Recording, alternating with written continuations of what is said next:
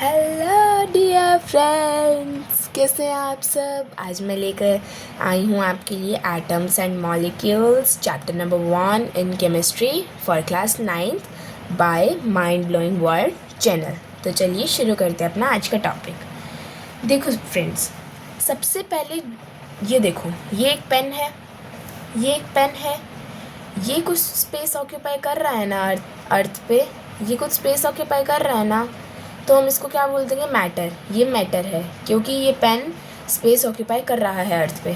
अब देखो, ये मेरा हाथ है, ये भी स्पेस ऑक्यूपाई कर रहा है। देखो, अगर मैंने ये रोक दिया तो स्पेस तो ऑक्यूपाई हो रहा है ना इतना, ये देखो हो रहा है ना इतना स्पेस ऑक्यूपाई।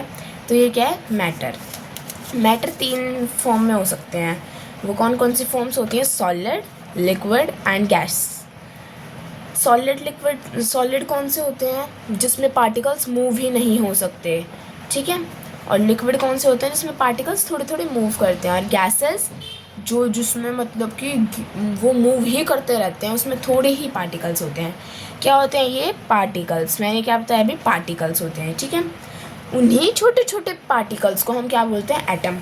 और वो ये जो पार्टिकल्स होते हैं वो इतने छोटे होते हैं, दिखते भी नहीं हैं। उन पार्टिकल्स को हम क्या बोल देते हैं, एटम, ठीक है। चलो अब आगे देखते हैं केमिकल रिएक्शन क्या होता है।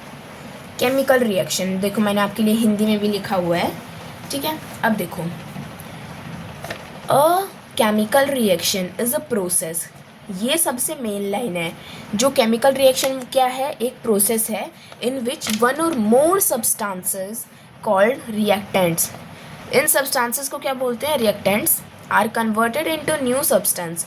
न्यू सब्सटेंस में जब कन्वर्टेड होते हैं, जो वो नई सब्सटेंस होते हैं, उसको क्या बोलते हैं, प्रोडक्ट्स विद डिफरेंट प्रॉपर्टीज़, अलग अलग प्रॉपर्टीज़ के साथ। ये मैंने आपको छोटे में समझाया है, हिंदी में लिख के देखो।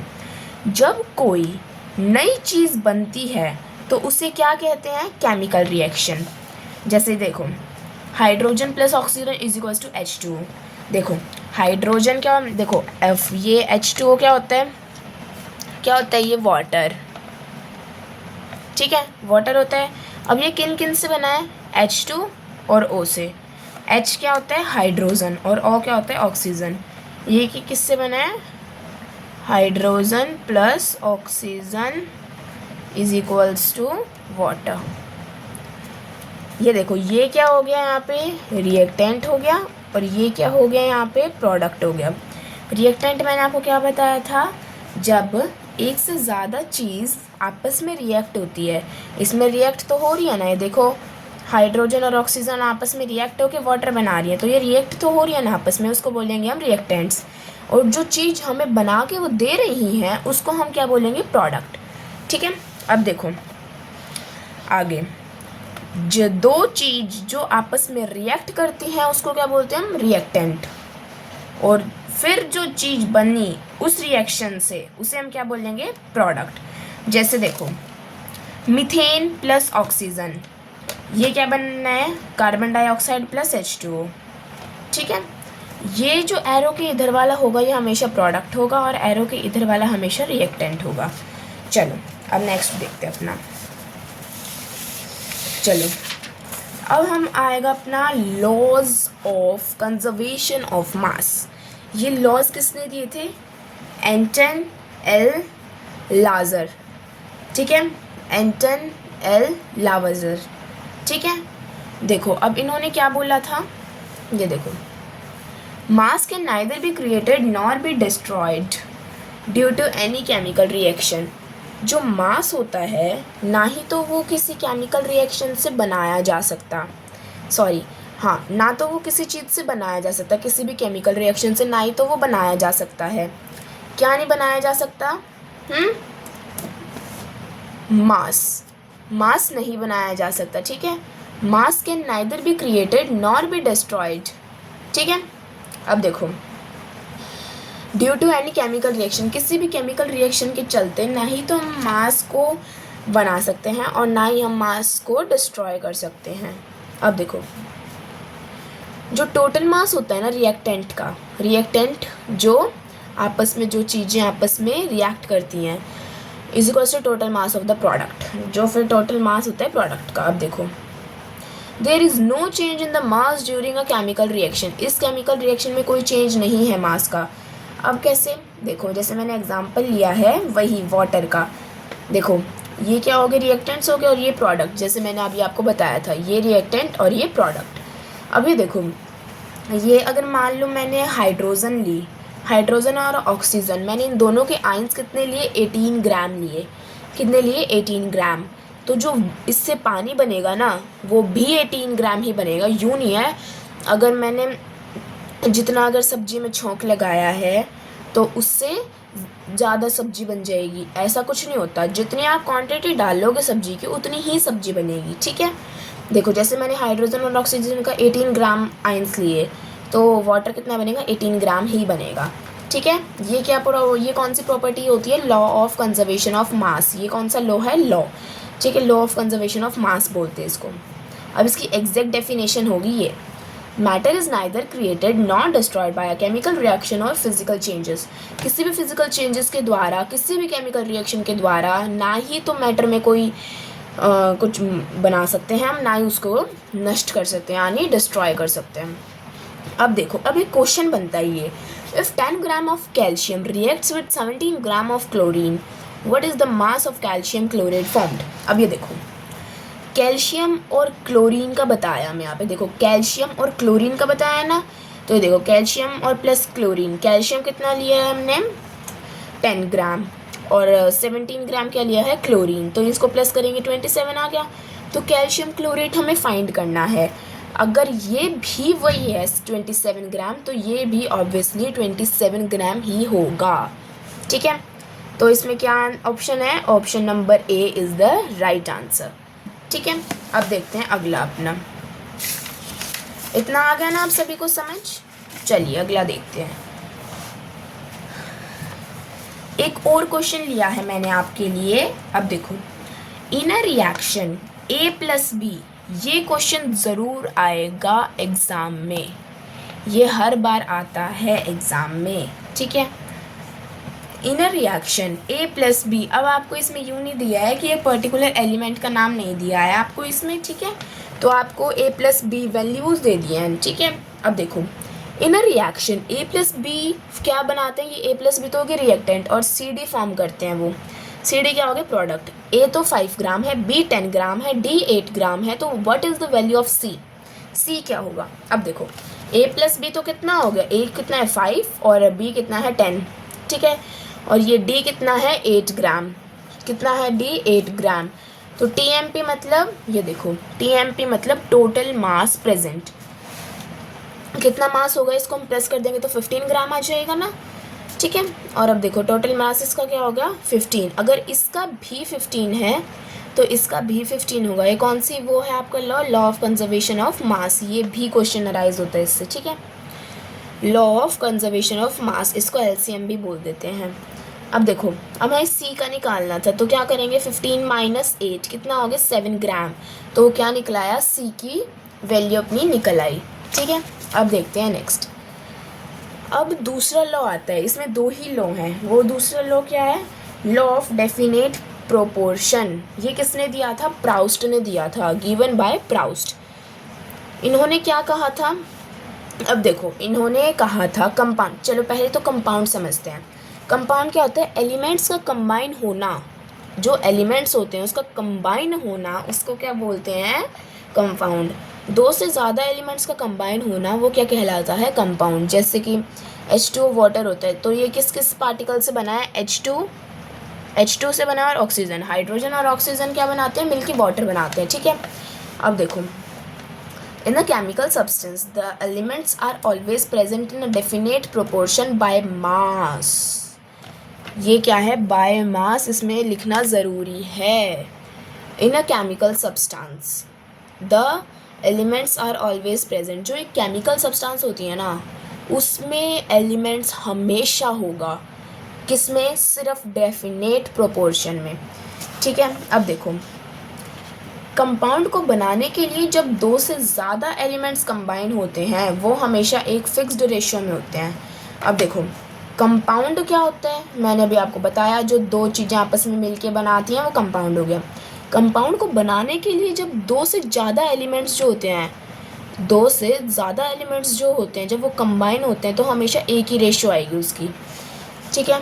अब देखो मैंने इस ऊपर वाले डेफिनेशन का मतलब लिखा है, a chemical compound always contains the same element combined together in the same fixed ratio by mass. अब देखो जैसे एग्जांपल लेते हैं इसका, कंपाउंड को बनाने के लिए जब दो से ज़्यादा एलिमेंट्स कंबाइन होते हैं तो हमेशा एक फिक्स्ड रेशियो में होते हैं।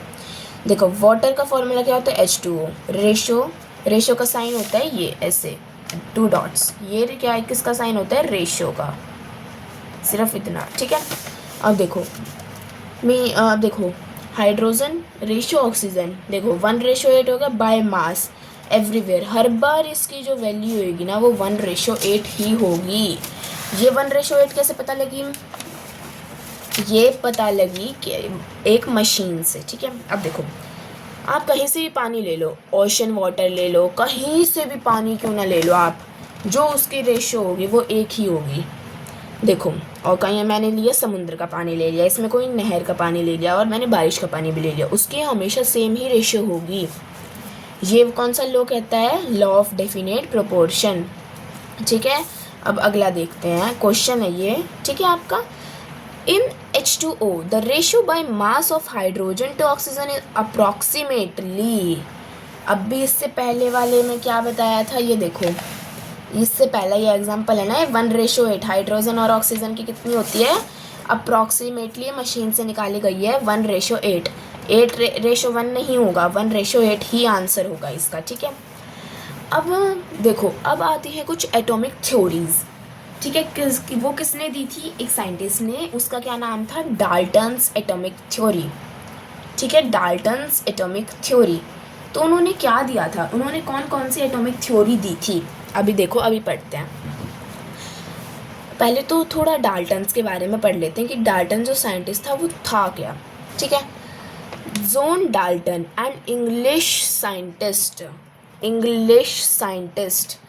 जो मैं अंडरलाइन करती हूँ ना फ्रेंड्स, आप वो बहुत इंपॉर्टेंट होता है, वो कम्पिटिटिव एग्ज़ाम्स में भी आएगा और आपके जैसे PT1 PT2 half yearly final इन सब में ज़रूर आएगा, और ये मेन पॉइंट होता है, अगर आएगा तो लिखने को ये मेन पॉइंट होता है, ठीक है। John Dalton and English scientist थे वो, ये फर्स्ट पॉइंट हो गया, आप इसको पॉइंट में भी याद कर सकते हो अगर आपको याद नहीं होता तो। Gave the first modern scientific theory of the atom, इन्होंने एटम की एक साइंटिफिक थ्योरी दी थी, सेकंड पॉइंट हो गया, कब दी थी, 1808 में दी थी, ये थर्ड पॉइंट हो गया, बस इतना सा है। इंग्लिश साइंटिस्ट थे वो, उन्होंने एक मॉडर्न साइंटिफिक थ्योरी दी थी एटम के बारे में, कब दी थी, 1808 में। उन्होंने 6 थ्योरियाँ दी थी। देखो पहले के ज़माने में कोई मशीन्स नहीं होती थी कि जिससे हम प्रूव कर सकते हैं हाँ कि ये थ्योरी है, सही है कि गलत है, उन्होंने बस जो ऑब्ज़र्व करा उन्होंने वही लिख दिया। तो इसमें से जो अभी जो लेटेस्ट अभी वो चल रहा है ना अपना एनवायरनमेंट, उसमें जो जैसे साइंटिस्ट हैं उन्होंने उनके 3 थ्योरीज़ गलत बोल दी थी। इन थ्योरीज़ को हम जैसे थ्योरीज़ नहीं बोलते, पॉस्टुलेट्स बोलते हैं। पॉस्टुलेट्स क्या होते हैं, जो हमने मुंह से बोल दिया और वो हमने मान ली, मान लो आपने मुंह से बोल दिया कुछ भी और वो मैंने मान लिया, तो वो क्या होगा, पॉस्टुलेट हो गया। अब देखो पहले it explain the law of chemical combination, उन्होंने केमिकल कम्बिनेशन के भी लॉज बताए थे, तो यही हैं वो लॉज, पॉस्टुलेट्स, ठीक है। अब जो देखो मैं अंडरलाइन करती हूँ वो सबसे मेन होता है पेपर में लिखने के लिए, ठीक है, तो आप देख लें। All matter is made up of very tiny particles called atom which participate in chemical reaction। मैंने आपको पहले भी बताया अभी ऊपर, जैसे जो भी केमिकल रिएक्शन होता है उसमें एलिमेंट्स होता है, उसमें एटम्स होते हैं उसमें, जो फिर वो जो एटम्स होते हैं वो हमें दिखते नहीं है खुली आंखों से, ठीक है, नेक्ड आइज़, खुली आंखों से हमें नहीं दिखते हैं वो एटम्स, वो इतने छोटे होते हैं, देखो वो इतने भी नहीं होते, मतलब इससे भी छोटे होते हैं, हमें डॉट तो दिख रही है ना, पर वो एटम्स इससे भी बहुत छोटे होते हैं, बहुत से भी बहुत, ठीक है। वो ये फर्स्ट थ्योरी थी उनकी, ये बिल्कुल सही थी, ये गलत नहीं प्रूव हुई थी बाद में। अब देखो सेकेंड थ्योरी क्या थी, atoms are individual particles, individual मतलब स्मॉलेस्ट पार्टिकल, ठीक है, ये इतने छोटे पार्टिकल्स हैं which can not be created और destroyed in a chemical reaction. इन्होंने ये प्रॉपर्टी कैसे लिखी, इन्होंने एक चीज़ ली, उसके इन्होंने टुकड़े करते गए, फिर इनके पास बची इतनी सी चीज़, सिर्फ इतनी सी चीज़ बची इनके पास, फिर अब उसके तो टुकड़े नहीं हो सकते थे।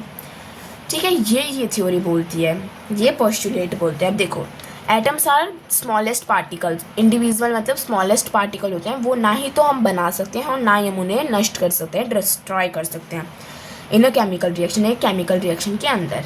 ठीक है, जो ये सेकंड पोस्टुलेट था ना, उनका एक गलत प्रूव हुआ था, जो हम इन छोटे से छोटी चीज़ को भी और टुकड़ों में काट सकते हैं। ये पोस्टुलेट उनका गलत हुआ था, जो अभी जो साइंटिस्ट हैं उन्होंने गलत प्रूव करा था इसको मशीन से। ठीक है, उनके गलत कैसे प्रूव हुए थे ये पोस्टुलेट्स, क्योंकि पहले ज़माने में मशीन्स नहीं होती थी, उन्होंने जो ऑब्जर्व करा वही लिख दिया पोस्टुलेट्स की फॉर्म में। ठीक है, अब देखो, atoms of a given element are identical in mass and chemical properties। ठीक है, अब इसका मतलब क्या होता है, उन हर एक का मास सेम होगा। अगर मैं नाइट्रोजन, जैसे मैंने एयर में से नाइट्रोजन ले ली, किसी प्लांट में से मैंने नाइट्रोजन ले ली, नाइट्रोजन गैस ले ली, कहीं मैंने मशीन्स मतलब कोई पॉल्यूशन, जैसे पॉल्यूशन बहुत होता है आज के ज़माने में, कहीं उसमें भी जो गैसेस निकलती है, या मैंने उसमें से नाइट्रोजन ले ली, तो जहाँ से भी मैं नाइट्रोजन क्यों ना ले लूँ, जो उसका मास होगा ना वो सेम होगा, जो उसका मास होगा वो सेम होगा। ठीक है, अब देखो fourth postulate, atoms of different elements have different masses and chemical properties. हाँ जी, ये पोस्टुलेट उनका बाद में रॉन्ग हो गया था। कैसे, देखो, जो मास होते हैं, जो मासेस होते हैं वो डिफरेंट तो होंगे और डिफरेंट ही प्रॉपर्टीज़ बनाएंगे। इन्होंने भी यही बोला था, ये वाला पोस्टुलेट इनका सही था। ये देखो, इन्होंने क्या बोला, मास डिफरेंट होंगे और डिफरेंट प्रॉपर्टीज़ होंगी उनकी, उनको अलग अलग काम मिला होगा। ठीक है, जैसे अपने ऑर्गन्स को अलग अलग काम मिला है ना, जैसे लंग्स को ब्रीदिंग करने का, जैसे अपने टीथ्स को किसी खाने में, जैसे खाने को च्यू करने का, इनहेलेशन एक्सलेशन नोज़ से होता है। ठीक है, नाक से होता है, नोज़ से होता है, तो उनको अलग अलग काम मिलता है ना, तो एटम्स में भी ऐसा होता है। ठीक है, चलो अब उसके बाद देखते हैं आगे अपना। अब देखो, ये उनका फिफ्थ पोस्टुलेट क्या था, atoms combine in the ratio of small whole number to form compound. इसका मतलब क्या था, ये कौन सा प्रोपोर्शन, सॉरी लो है, ये कौन सा लो है, लॉ ऑफ कांस्टेंट प्रोपोर्शन। ठीक है, इसमें क्या बताया था इन्होंने, देखो, अगर मैं कहीं से भी कोई भी गैस उठा लूँ, मान लो मैंने उठा ली कार्बन, उठा ली कहीं से, मैंने फिर कार्बन कहीं और से उठा ली, कहीं और से, ऐसे कार्बन में उठाती गई, कार्बन का मास हमेशा 16U होता है, 16U। अब मैम ये U क्या होता है, मैं बताती हूँ U क्या होता है। देखो, ये होता है अनडिफाइंड वैल्यू, यू मतलब अनडिफाइंड वैल्यू। ठीक है, इन हर एक का अलग अलग होता है मास। ठीक है, अब देखो आ गया ना इसका समझ, होल नंबर में टू फॉर्म अ कंपाउंड, मतलब होल नंबर मतलब पूरा, 16U है जैसे इसका, तो ये पूरा है खुद में, मतलब यही पोस्टुलेट है। ठीक है, अगला देखो, the relative number and kinds of atoms are constant in a given compound.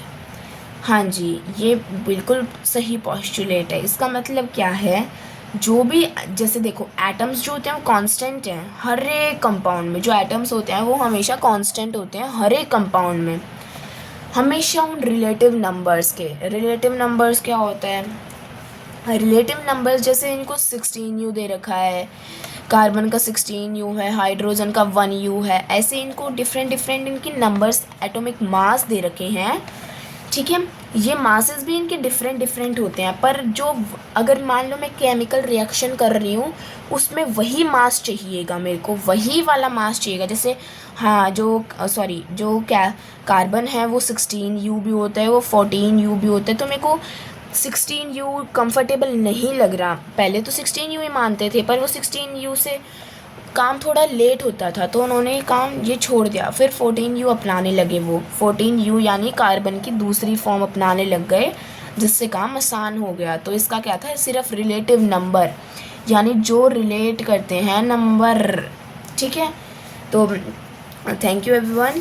अब यहीं क्लास ओवर होती है, आगे का हम आगे करेंगे बाद में, ठीक है। आगे का हम नेक्स्ट क्लास में करेंगे। नेक्स्ट क्लास में मैं आपको एटम्स, मॉलिक्यूल्स, बहुत कुछ कराऊंगी, ठीक है। सो बाय फ्रेंड्स। मेरी वीडियो को प्लीज़ लाइक करना, शेयर करना और जो कमेंट्स करना, और प्लीज़ लाइक करना, ठीक है।